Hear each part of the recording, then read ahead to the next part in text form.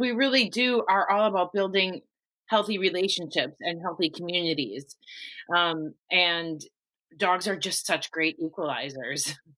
There's a lot of people of different walks of society that just would not have interacted were it not for, well, number our program for sure, and also, if you see somebody with a dog and you don't particularly agree with what they have, maybe their political views or whatever, at least you're like, at least they have a dog, Um,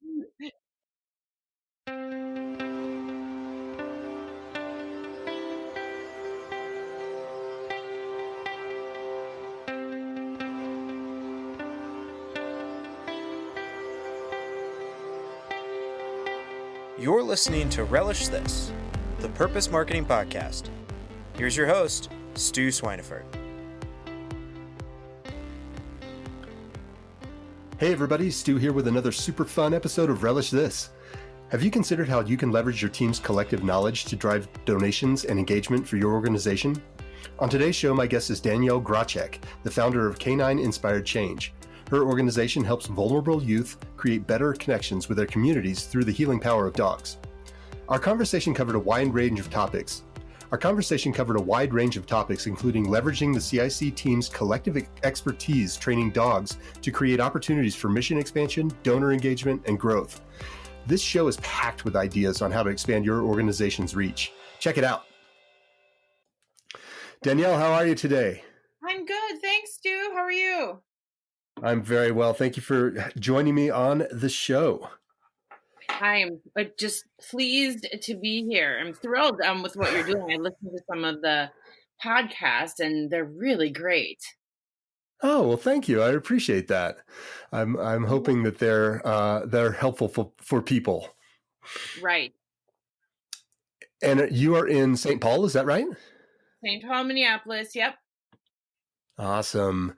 So you run a really, really cool program called Canine Inspired Change, where you have dogs help kids, right, from underprivileged children, kind of get a pal kind of thing going on. Yeah, we do social emotional learning with our students, and so these are, our own personal dogs that have been trained to be therapy dogs specifically for the program we created. So, that's great. So think of, like, instead of going into like a gym class or whatever class you would go into as a child, you would go into Canine Inspired Change class, and usually the kids we work with have been through some sort of a trauma, or they have a learning disability, they are underserved, or they have been socially isolated in some way. And so we're just trying to bring about, the feeling that people have for dogs and put that into a curriculum-based program. Oh, that sounds fantastic. Did you develop the curriculum and the training yourself, or did this come out of another program that you were involved in? Well, I kind of came out of, I was a professional dog trainer for many years. And during that time, and then to back it up even further, I grew up in a family that had a lot of issues. And so I grew up with a really kind of unstable, violent, and kind of trauma-laden journey, as a young child. But I always loved my dog.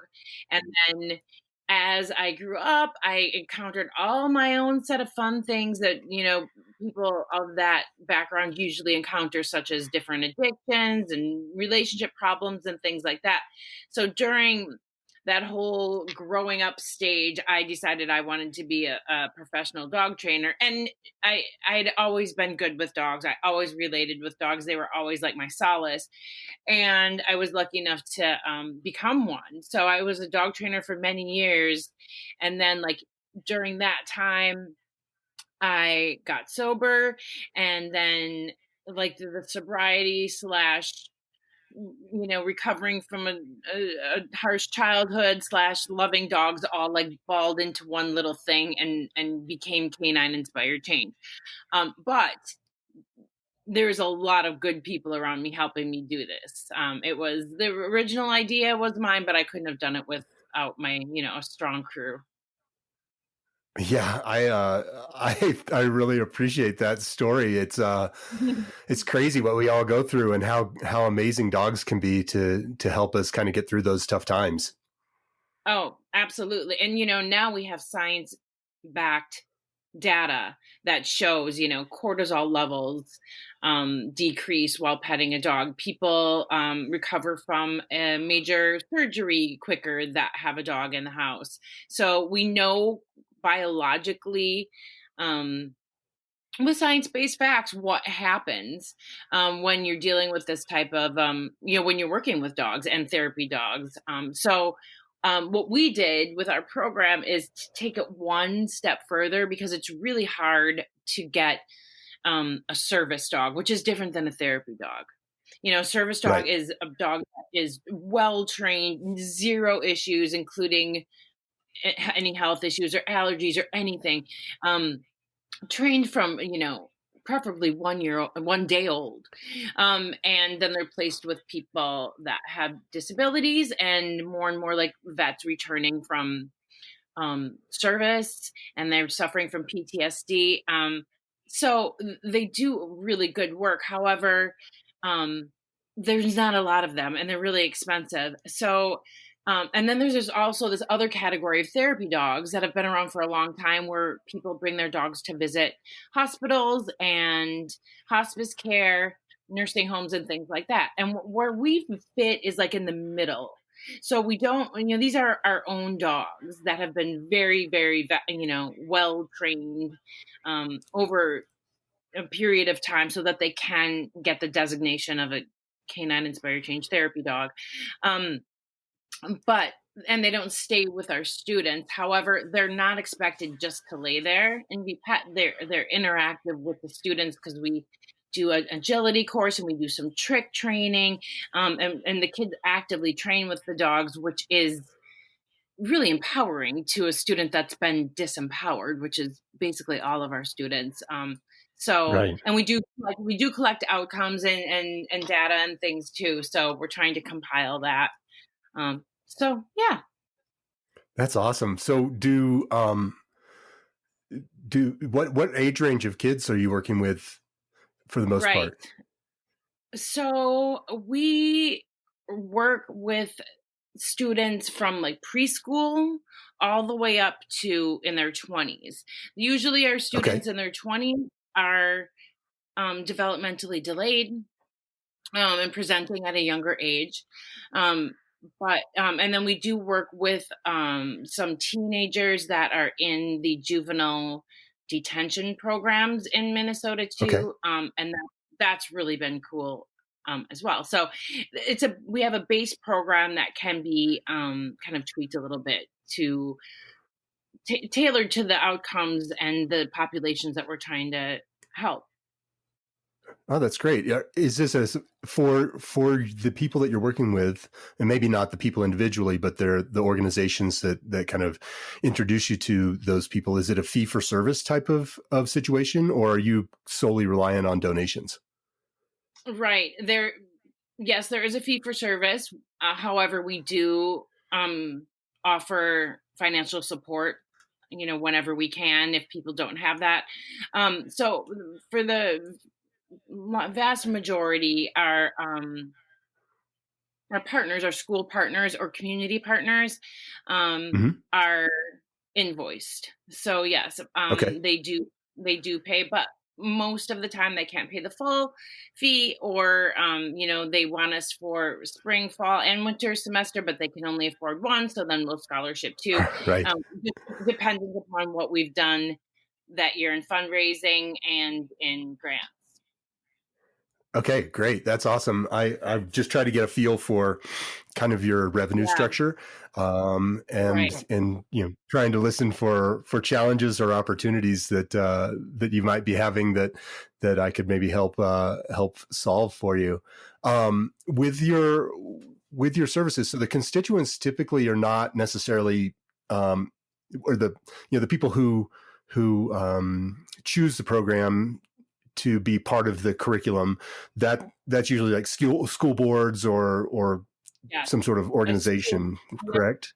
a school social work, Okay. yes, a school social worker, or like Ramsey County is a county that we live in. So like Ramsey County, we have contracts with them, and that is for Uh-huh. the juvenile justice program. And we have different contracts with St. Paul Public Schools, Minneapolis Public Schools, and then also um, some private organizations too, like Transitions Plus, which serves students right out of high school who have Down's syndrome and are Hmm.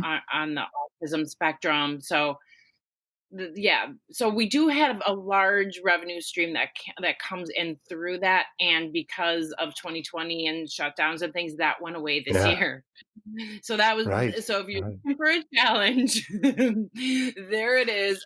However, so we've done we're just trying to like stay afloat until we can get back into the schools, which hopefully will be this fall. But Right. we do a summer camp. So we do have one summer camp booked, and we're looking at trying to do a couple other summer camps. So those are outdoors, and we're Okay. optimistic about those.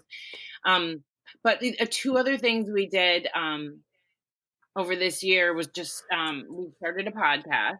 So we have our own Okay. podcast called Canine Inspired Podcast, and I just was like, what should I do? We need to keep getting content out and stay relevant. Um, and we just were in a good shape to start a podcast because we had somebody on our staff that knows about them and knows about the equipment, et cetera, et cetera. So we started one, and that's been going relatively well, and we've gotten some really great community connections through that, and some donations actually through that. And then the other thing Okay. we did was, which I really want to pick your brain about. The other thing we did was applied for a grant through the federal system, and Okay. we were awarded it to make some videos, and the Okay. videos are relative to how they basically have three outcomes, and one is like overcoming and giving tools to deal with anxiety, fostering Okay. fostering connection, and then building empathy through diversity. So Okay. um, we did the videos. It was quite the undertaking. The first one's completely done. There's only two left. Pretty close to done. Let's just say they're all done. So, and now we're building a curriculum around them. And I'm like, so Okay. here's the $1 million question: is how do we get these videos out to everybody that needs them, and then still generate some income so we can stay running? That's a great question. How are you distributing them? How do you have a plan for distribution now, or are you just kind of, that's the big question, is how do you even start Well, there? within the grant structure itself, we had to name how, we had to name the organizations. These are the people we're going to get this to immediately, no cost, no charge. And it Okay. had to be done before January 1st. So the videos are Okay. done. They're sent out to the people, and there are a lot of them of our school partners that we've worked with Okay. extensively. So we wanted to get them to them anyways. Um, and so then after, now that it's the new year, we are allowed to create revenue off of them. Okay. Um, but now there's not a barrier of like geography. So Yeah, for sure. potentially, Yeah. yeah.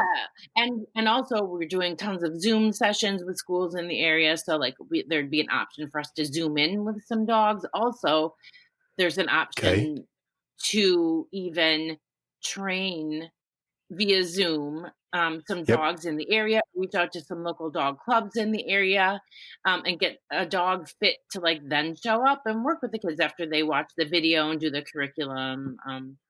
Yeah. etc. Yeah. So I have a lot of That's ideas around that, but I'm a big picture person. So I need people like you and others on my team to be like, settle down, let's figure this out.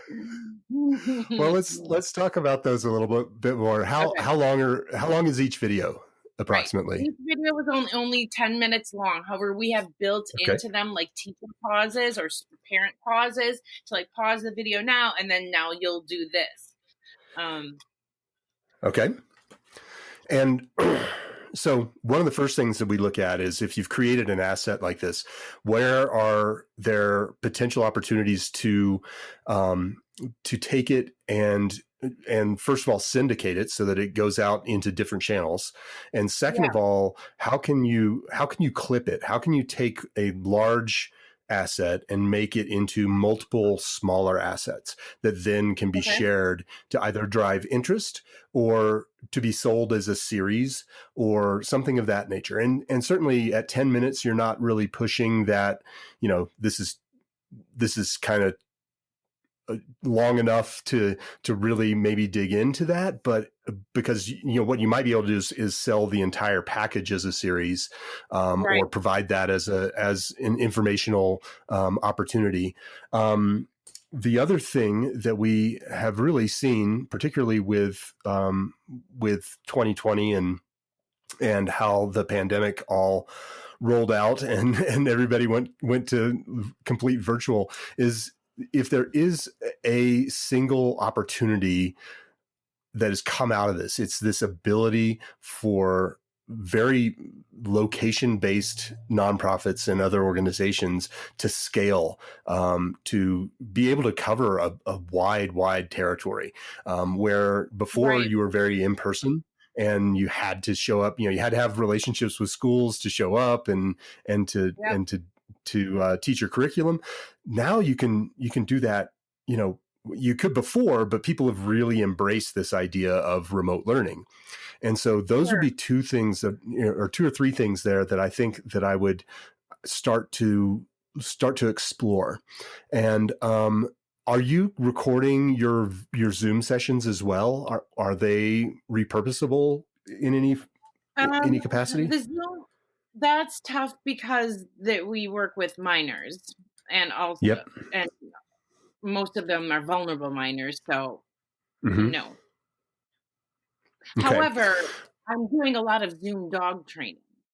So we just did Okay. a Zoom like a prep for therapy dog class. So people are like, "Well, my dog's not quite ready for a therapy dog."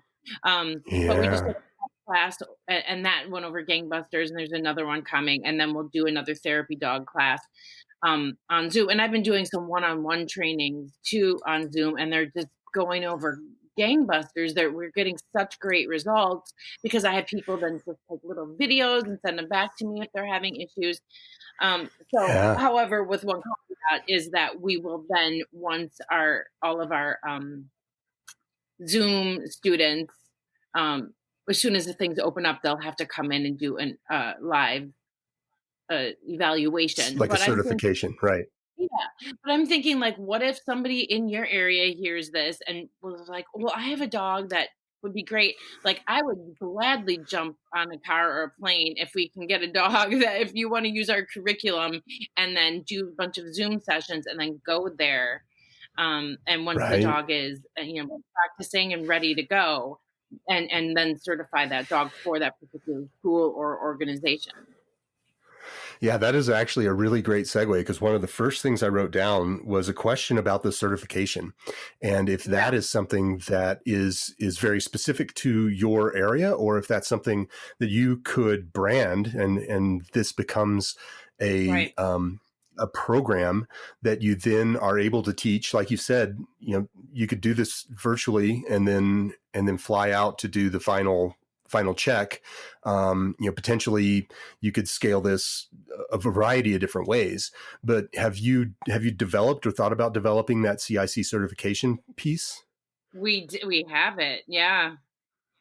We do Okay. have a CIC certification, and the reason why is because there's two main therapy dog organizations, and they're wonderful, but they're very geared, like I said, to hospital visits and just a Mm-hmm. very calm visit. And with our dogs, we want them to go through a tunnel and over a jump, and they're very small, doable ones. Right. And we want them to interact with students. So we really focus on how do you guide your dog in an interaction with a student, and how can is your dog, does your dog like it? Do they like to work with other Right. people? And here's some things that happen, and here's how you can react. And so it's Right. very specific. So that we did a couple of years ago, I just thought we have to develop our own evaluation and our own therapy dog badges, because it just we're not quite doing what traditional therapy dogs are. So yeah, we do have it. Right. Right. Okay. And so I looked on your site, and there was like $150 class fee. Is that part of that certification? And is that the entirety of the investment that someone would need to make to get CIC certified, aside from time and having a dog that's not like mine, who's actually well behaved? By the way, so I'm going to answer that in a second, but I just want to tell you that oftentimes when the dogs, and I'm using like air quotes right now, like misbehaves. And what I mean by misbehave is if the dog is generally likes people and generally likes kids and is tolerant and, a friendly, pretty happy-go-lucky dog. However, sometimes they'll bark occasionally, or maybe they jump up, or they're not, wanting to sit still. These things, these behaviors that most dogs display at some point or another, are super great teaching tools within our program. Because we'll just say like my dog is Sharpie, and I'll be like, Sharpie's having a hard time settling down right now. Can you guys tell? And they'll be like, yeah, he's keeps getting up. I'll be like, yeah, what do you think we could do to help him? Or have you ever felt like that? Because I sure felt like that before. And so then we go into like, we call this 4 deep dog breaths, where we do like deep breathing with the students, and then give them tools to understand in real time how to help a dog, and then we translate it to the self. So anyways, more people can do this than think think they can. Of course, we can have dogs that are aggressive, that or extremely fearful of noises and things, but okay. Well, I have one very strong-willed Chihuahua, and then one very wonderful Sholo Squintley, and she's very, very calm and well-mannered, and Mikey is a lot less so. So Mikey, what did you say the other one's name is?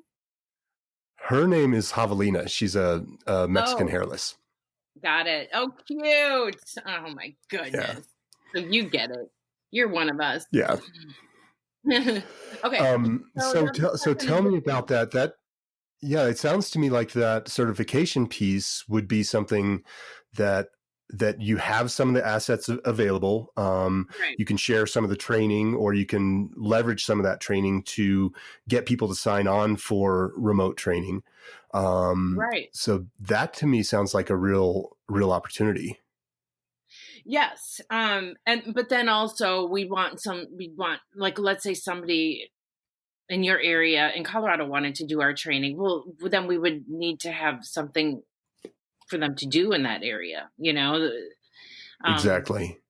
So then the videos can come in, and if we can get, and oftentimes the barrier or the entry point is the person that's interested in doing the work with their dogs, because those of us that love dogs, like we love our dogs, and then we see our dogs helping people that have had a really hard time, and it just opens your heart 10 times more. So it's feel good work, and it's an opportunity for connection and volunteerism on multiple points. But so oftentimes the person that's like, hey, I want to do this with my dog, like they have a grandchild or a cousin or somebody at a certain school, and then they make an introduction, and then we can send them videos and, do a lot of, Zoom or send over our curriculum and things like that. And that usually starts the conversation.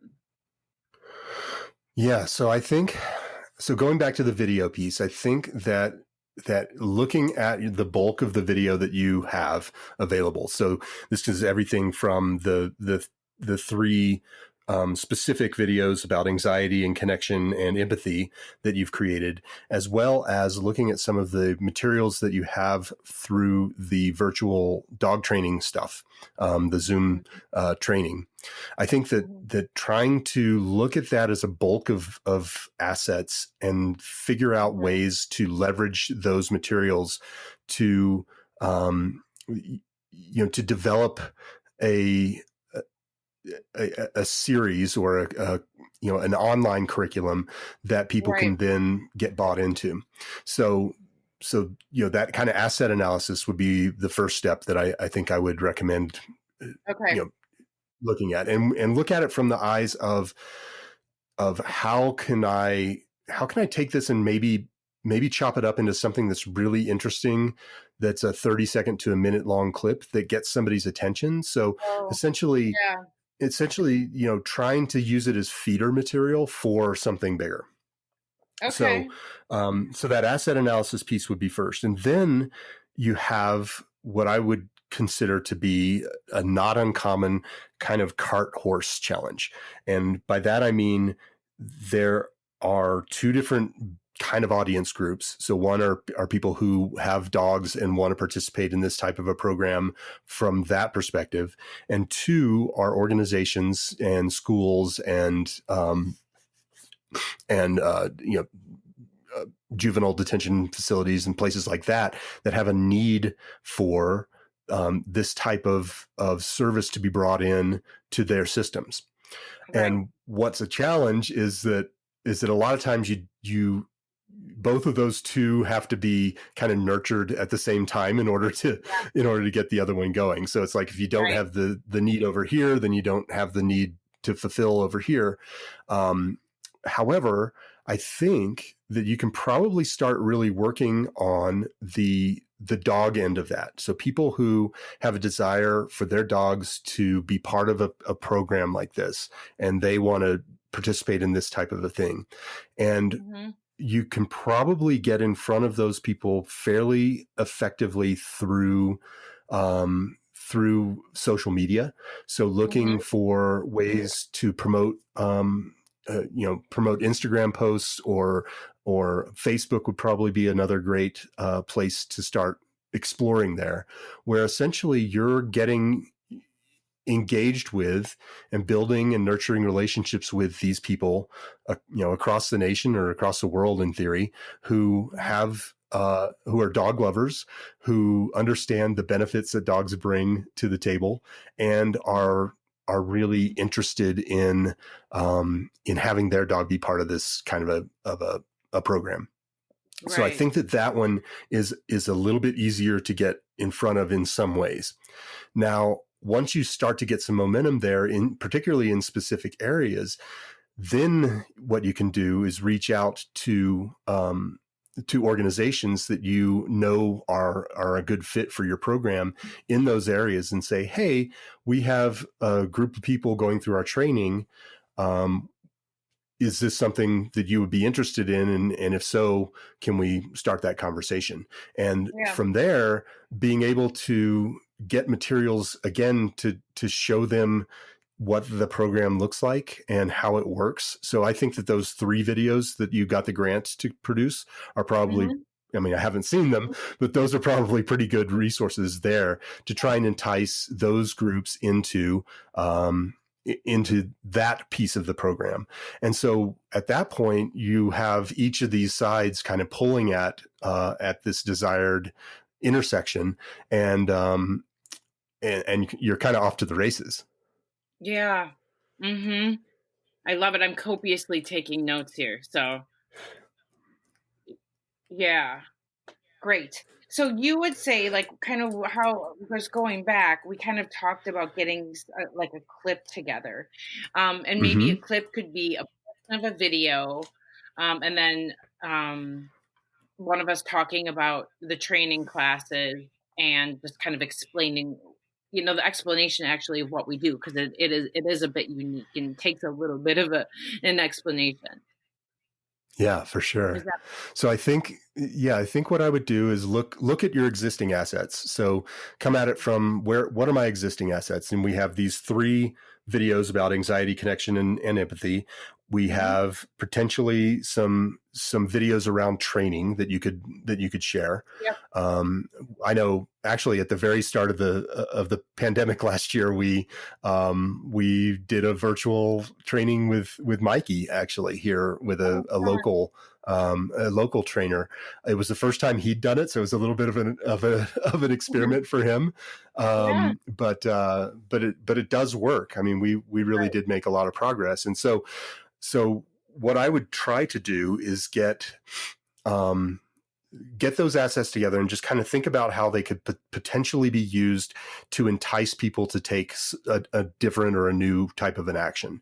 So think about the training videos in context of how can I leverage this clip or this moment within a training video to demonstrate what a wonderful thing it is to have your dog be part of this CIC program.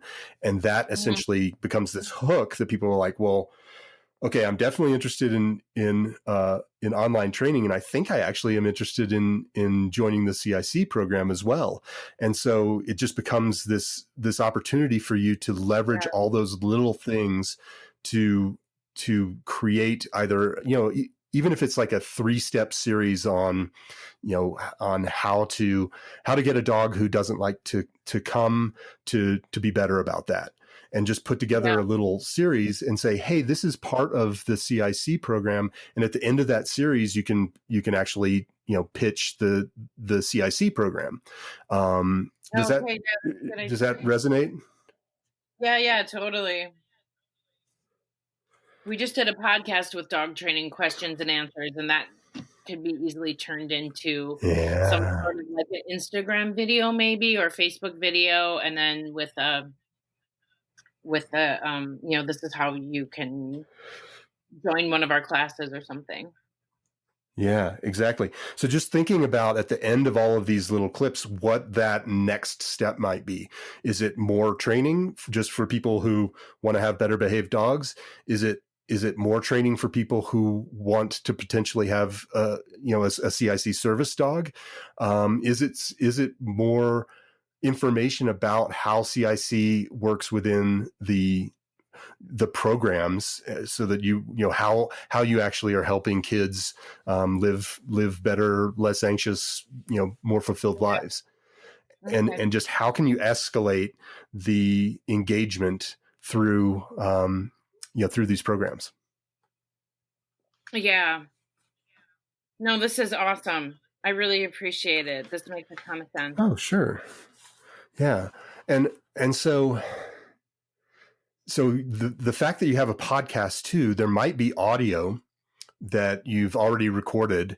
So thinking back about your podcast, if there are sections of your podcast that are very specific that you could then go shoot video to support, now you've already done your VO. You just go into the backyard or into the gym or wherever you guys are training these days. I'm sure it's chilly up in St. Paul. But wherever you go to do the training, just thinking about this VO, this voiceover that you already have in the can, and how can you reuse that material to either become kind of this opportunity to attract people or to convert people. So is it something that you can actually exchange for someone's email address? Is it of big enough value that you can say, hey, we have this great video on X, Y, or Z. Come to our site and check it out. And when they get to the site, you have a landing page that says, this is what the video is about. This is why you're here. Give us your email address and maybe answer a couple of other questions that would be valuable for you guys to know. And we'll send you the link to the video. Or potentially you can then escalate even further with, here's a series of 5 videos that are part of the CIC curricula. We'll share those with you for a donation of $15. And at that point, you're really leveraging a couple of interesting psychological components of human nature. And one is this desire to help. So you have the donation piece coupled with this desire to learn more. And if you package that in a price that seems reasonable and affordable, and I would say, a $15, if I could pay $15 for some step-by-step things that I could come back to and they would achieve a result that I'm seeking to achieve, I think that that's a sound investment.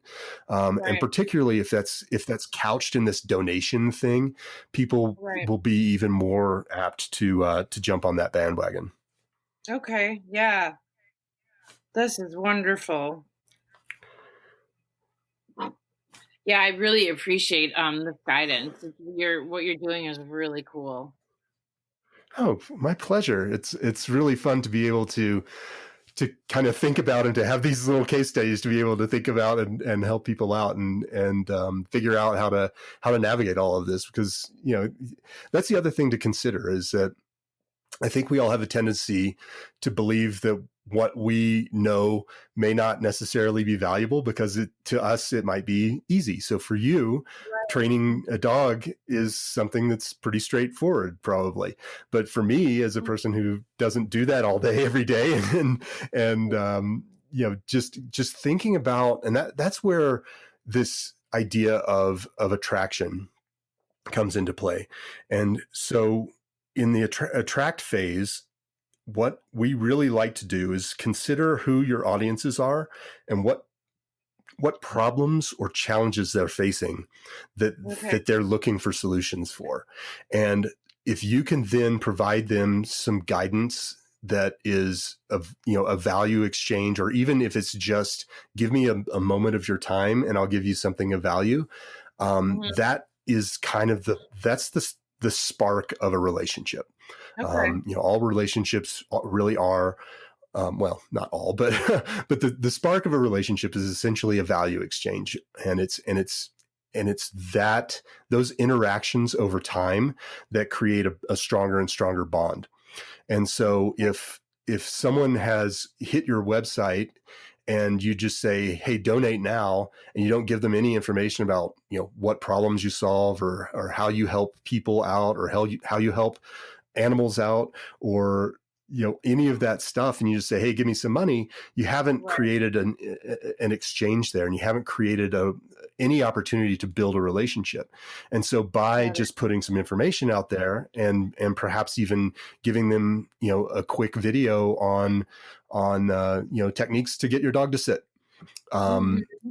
those, that's kind of your audience. And whether or not they're exactly your audience may not actually matter completely at this phase, because they can either be transitioned into your audience, or they might know somebody who it's like, well, this program would be perfect for my school, or this would be great for this organization that I'm involved with, or you know what, my buddy Jim was talking to me just the other day about what a great dog he has and how he'd like to be able to get his dog into a program. And so all of a sudden you've established that you're a trusted resource. You've established that you're willing to share and to give, and people like to be reciprocal in those kinds of scenarios. Right. No, this is great. Wow, I really am like, you should see my notes. It's like a beautiful mind over here. I can't wait to listen to it. Awesome. Have my whole team listen to it. Well, I'll gladly share it with you as soon as we get it edited, and then once it airs, obviously we can share it with everybody else. So I think those are really kind of the first steps that I would take in terms of trying to expand that reach and scale, because like you said, you really do have a real opportunity, and we were all thrown in the deep end of this virtual world, back in March last year, and the net result is that people have gotten used to that and have gotten pretty good at it. We still have problems with being on mute and talking, but for the most part, people have really wrapped their arms around, there's a lot more that we can do in a virtual world than perhaps we thought, or remotely. And so people are vastly more willing to embrace that idea now than they were perhaps this time last year. Right. Yeah. And so like how I kind of see this as well is we can get the information on how to do this. Because we've tested it, we have written it down, we've figured out a way to put a curriculum together that is really effective. However, Hmm. I can get that to whoever is interested. However, um, we we don't always need a live dog, but to have a live dog there is, it kind of up jumps the boogie, if you know what I mean. So Oh, for sure. I think that the average home with a dog in it um is like you said, our audience. And then from there, if our program resonates with them, oftentimes they can lead us to, an organization that might benefit from what we do. Yeah, and so I know that your mission isn't necessarily just to train dogs and just to create a world No, with better dogs. no, However, a world with better dogs can feed into this program in a variety of different ways. And so right. that's where I think your expertise and your team's expertise as actual dog trainers and starting to leverage a little bit of that information out into the public sphere becomes potentially a really strong feeder for the program and for both Mhm. sides of that program, like I mentioned earlier. And so that's something that I think I would consider and just allow those those trainings to become kind of pre-commercials for the program itself. And Right. particularly if you have, so here's the other thing that I think people have potentially discounted over the last year or so is, you know, most of us are not commuting now. And so I think the average commute is usually 30 minutes. Hmm. So that means that most people have an extra hour every day to Yeah. do something. And and so for you, if that's true, just taking that hour and putting material out there that people can get, and even giving them the choice to donate or not. Hmm. If that's all you guys did was record training videos and put Right. those out there on YouTube and put those out there on your site, and just at the end of those, just say, hey, if this was helpful to you, we'd love for you to do a couple things. Okay. One, we would love to see if you can donate to our cause so that we can help more people. We'd love for you to share this with friends. And we'd love for you to share your experience with this with us so that now you're building up a kind of a repository of testimonials that then become Right. social proof that you can use to get more people into the system. And so leveraging that knowledge again and just taking that and spreading it and allowing that to be that feeder for the program, I think is another um, interesting idea Yeah. to explore. It is, because we really are all about building healthy relationships and healthy communities. And dogs are just such great equalizers. There's a lot Yeah, of people yeah, of different walks of society that just would not have interacted were it not for, well, number our program for sure. And also, if you see somebody with a dog and you don't particularly agree with what they have, maybe their political views or whatever, at least you're like, at least they have a dog. yeah, It brings about glad tidings towards us dog lovers in the world, which there's tons of us. So yeah. that is the basis of, like, we exist to be a force for good in the world. We just happen to do it through dogs. But Right, right, the larger mission is just, hey, we're all here together, and let's just help each other out and create a little more kindness and equanimity. And then, here's some tools too, because it doesn't always right. feel, life isn't, you do sometimes feel out of sorts and anxious and fearful. That's just part of being a human being. So we're not trying to, sugarcoat any of that. But we do have some great Right. tools that have developed, um and then the dogs just really anchor the space for everybody. Right. Right. So yeah. Yeah, for sure. So the other thing that I think I would encourage you to look into is think about all of the stakeholders that you have in your program. So everybody from the volunteers to the donors to the beneficiaries, for example. So you've mentioned schools and you've mentioned you know juvenile detention centers and places like that. And so those, if you start to consider who those people are and narrow down which of those you get the most traction out of, for example, for perhaps volunteers or donors, or who you've served most effectively in terms of the beneficiaries, that'll allow you to start to look for for similar types of people in different areas. And so right now you've been focused on Minneapolis, St. Paul, but Right. these same types of people exist in Denver and in San Francisco and all over. Right. But we call this the kind of the 80-20 exercise usually, but it doesn't have to be that focus necessarily. But essentially, if you can just take and create a list and then think about the commonalities among that list, what makes these people tick, where do they go for information, where might you be able to contact them most effectively, and that then becomes the way to make sure that your efforts aren't too scattershot in terms of your focus. What are some of the other challenges are you experiencing? How have donations been this year? Well, yeah. So in Minnesota, we have something called Give to the Max Day, and all the organizations, the nonprofits in Minnesota participate. It's a big, huge day of giving. And so this year was our largest donations to date. Oh, that's awesome. And is that part of like Giving Tuesday?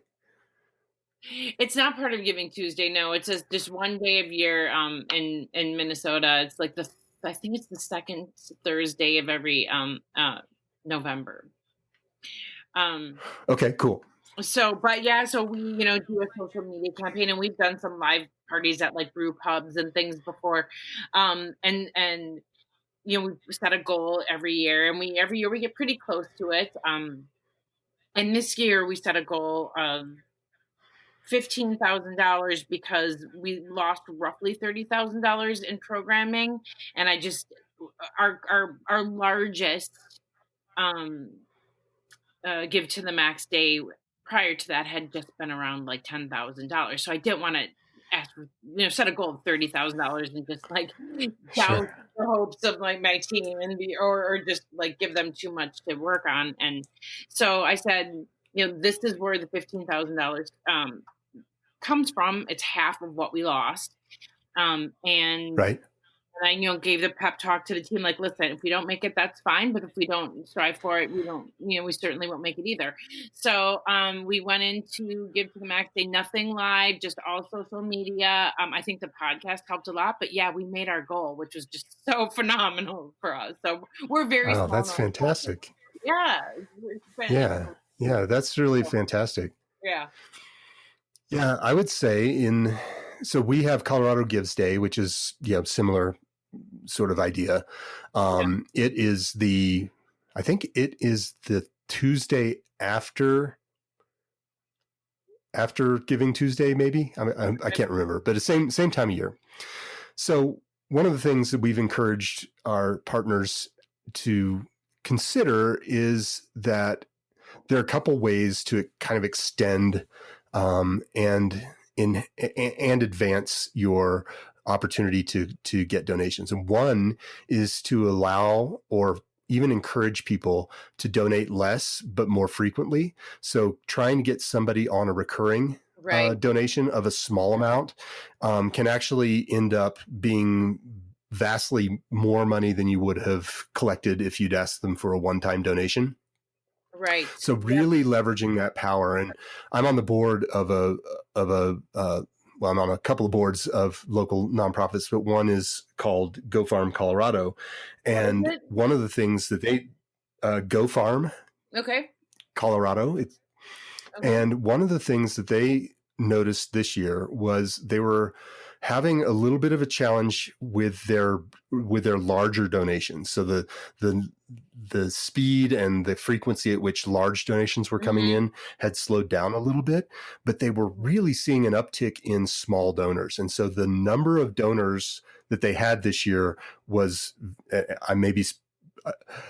I believe this is still the case, but at one point the number of donors had gone way up and the average donation had come way, way down. But there's real opportunity there because you're doing a few things. One, you're building that list and you're getting a huge number of people to raise their hand and say, hey, I like this thing and I'm willing to support it with my monetary donation. Right. And so that list then becomes something that you can go back to over time. And then with the smaller donations, that becomes kind of a springboard for either more smaller donations or larger donations. So just considering the life cycle of that donor. And this was where kind of what we call the inspire phase comes into play, and really making people aware that what they have contributed, regardless of the size, really matters and really makes a difference. And letting them know how much you appreciate what they've done. And even just doing that without asking for more necessarily can be a really effective way to just make sure, again, it's all about that relationship. And a lot of times people, once they've sealed the deal, they don't have a plan for that ongoing interaction and engagement. And so essentially they've sunk all this cost into that initial relationship building to get me to say, yeah, you know what, I like this program and I want to participate. But then they haven't put into play anything to inspire those people to do more. And a lot of times the to do more is not necessarily even asking for more donations or more support, other than just sharing their stories and spreading the word, because these people are there's like I said, there's this sunk costs, and in the for-profit world, it's a lot of times referred to as customer acquisition cost. And it's the same sort of approach or the same sort of idea in the nonprofit world. It's just maybe called the donor acquisition cost, but there's a lot of time or effort or mailers or other things that you've invested in to get people into your system. And so once they're there, that tends to be the easiest well to get water from again. And so making sure that you continue to nurture that and keep those relationships really healthy can be super effective. Right. So what would you say, and I know we're kind of going long here, but what would you say are some of the top things to do that? Or a good thing to do? Because I'm aware of this, and I love we're a small nonprofit, so I literally love every single person that's ever donated or been a part of it. That's not to say wouldn't if we were larger, but when it's small, it's just, you just still know everybody. Sure. Everybody. So we just did we've done a couple different things. One is we just but the one we just did was, let's do coffee on January 2nd. We're going to have a Zoom link. We sent it out to all of our registered therapy teams, all of our volunteers, donors. We'd love to see you. We're just going to check in and say hello and see each other's faces. And it was not well attended. Okay. So I'm like, that didn't go over so well. So I'm just trying to think, what else could I do to let these people, know that I really appreciate them. So how many do you have a feel for how many different donors you've had engage in your program, let's say in 2020? Yeah, it was about 80. And then we have, Okay. and we have, on our MailChimp, we have, close to 500 subscribers. So like people dip in and out, with dogs, different dogs that are, have passed on, or they got a new dog, so they're not always active Mm-hmm. volunteers, or, but they're people that have still stayed on, to receive our newsletter. So. Okay, great. So one of the things I think I would encourage you to do is be extremely authentic and extremely personal with the donor base that you have. And if it's 80 people, Yeah. then it's probably worth taking the time to write a note to all 80 of those people, just thanking them for their support and telling them how they are, how what they have provided for you this year has gone toward helping people out, or coaching dogs, or whatever that story is that you think would resonate most effectively. And instead of leveraging MailChimp, nothing wrong with MailChimp at all. I think automation is great, and bulk email is certainly something that I would encourage you to continue to do. However, I think the more personal you can get, the better off you're going to be. So again, thinking about relationships, and if you, if you had somebody that you really liked and they just sent you,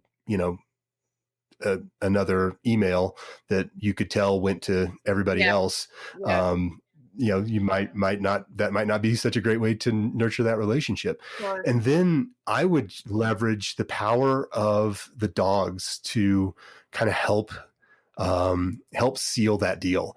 Dogs are so happy and friendly and excited. And I just saw a clip of a golden retriever freaking out because he or she saw their master, or their buddy come up, and it did this really funny, like, gallopy sort of run toward the camera. Yeah. And so even if you just captured that and just let that dog tell that story of how excited we are to have you as part of the program, that would resonate, I think, really well with pretty much everyone in your constituency.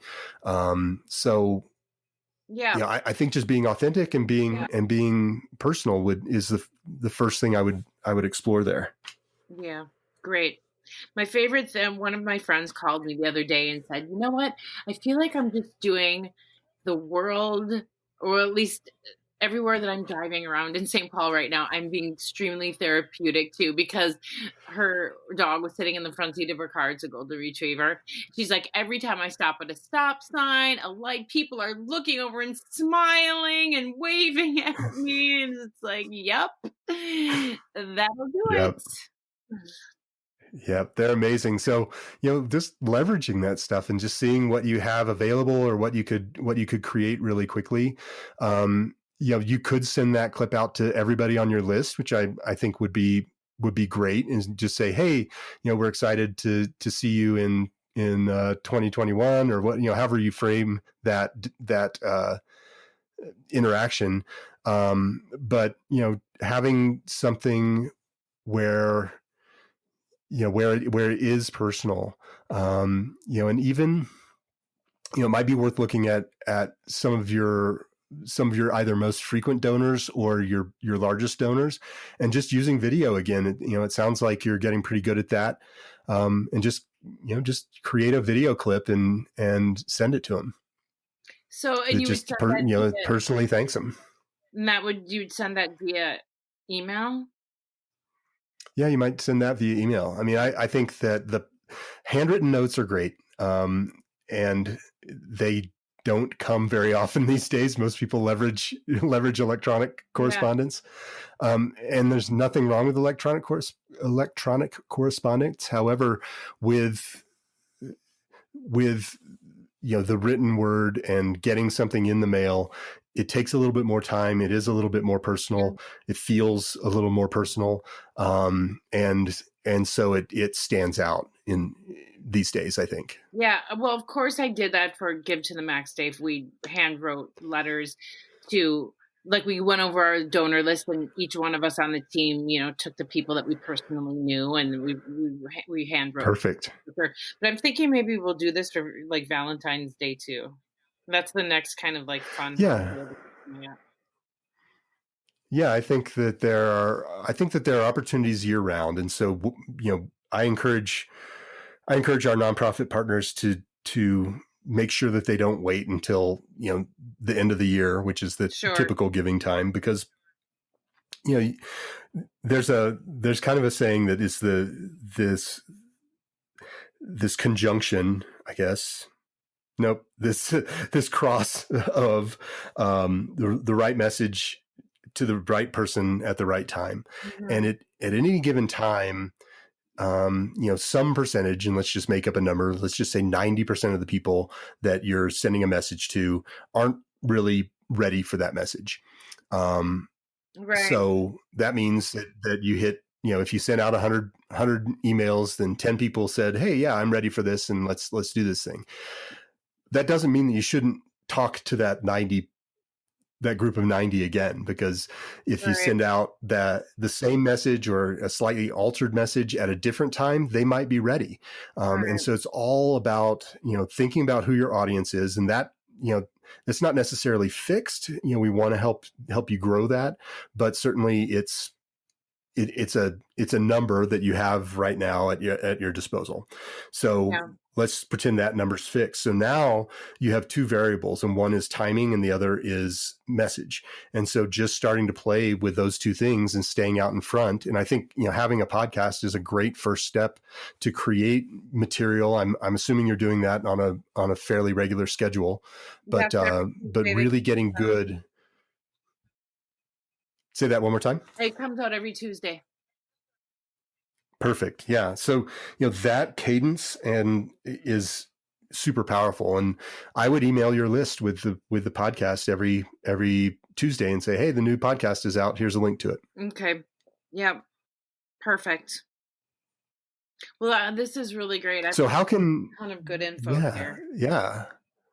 Well, I really appreciate you being on the show. What are your takeaways from our discussion? Okay, let me look at my notes here, because it is a ton of script. Okay, so the first thing that I have written down is I need to review my assets, and just really look at the assets, and then how can I get that out and get people to take a different action within these assets. And then I have written down the desire to help and the desire to learn more are two traits of human psychology. So like, how could we help people with learning more, but then also then let them know, here, I'm going to help you, teach your dog to sit, and here's how you could help us. And then, the relationship piece, the value exchange in relationship, that is eye-opening too. I've never really thought about it that way. So that was helpful to look at it that way. I got a ton of good stuff down here, Stu. And be extremely awesome. Personal. And be extremely personal, which for me, be careful when you ask me to be personal. I'm usually an open book anyway, so I don't want to overshare. No. But no, that's well taken. It's good. So good. Yeah, I got a lot of good stuff here. And great. And how can people who want to learn more about your program, how can they find you? Well, you could listen to the podcast, which is on all the podcasting platforms. It's Canine Inspired Podcast. You could find us also at our website, which is canineinspiredchange.org. And we're on awesome. And we're also on Facebook, Canine Inspired Change, and Instagram, CIC_therapy dogs. Nice. I love it. Mm-hmm. I love to end all of these shows with an action item. I love conversations. I love talking, but I also really want to inspire people to take some sort of action. And if you had the ability to ask everyone who listens to this episode to do something after listening to the show, what would you ask them to do? Join our newsletter, become part of our pack, reach out to me. Let's expand and cover the world in dog-based good vibes and connection. Awesome. I love it. I love it. Well, I'm going to go pet my dogs and maybe take them outside, although it's a little windy today. But I really appreciate you being on the show. And thanks for joining me. You're welcome. I appreciate you, Stu. Thanks so much for doing this. My pleasure. All right, there you have it. Another great episode of Relish This. Thanks for listening. If you would like to learn more about how to apply the audience engagement cycle to expand your organization's mission, there are two things you can do. Right now, you can go to missionuncomfortablebook.com to download a copy of my book. And while you're there, you can get your purpose-driven marketing score to see where you can unearth some gold for your organization. If you'd like to listen to back episodes of the show or sign up to be a guest, go to relishstudio.com/podcast. That's it for this week. I'll be back next week for another great episode of Relish This.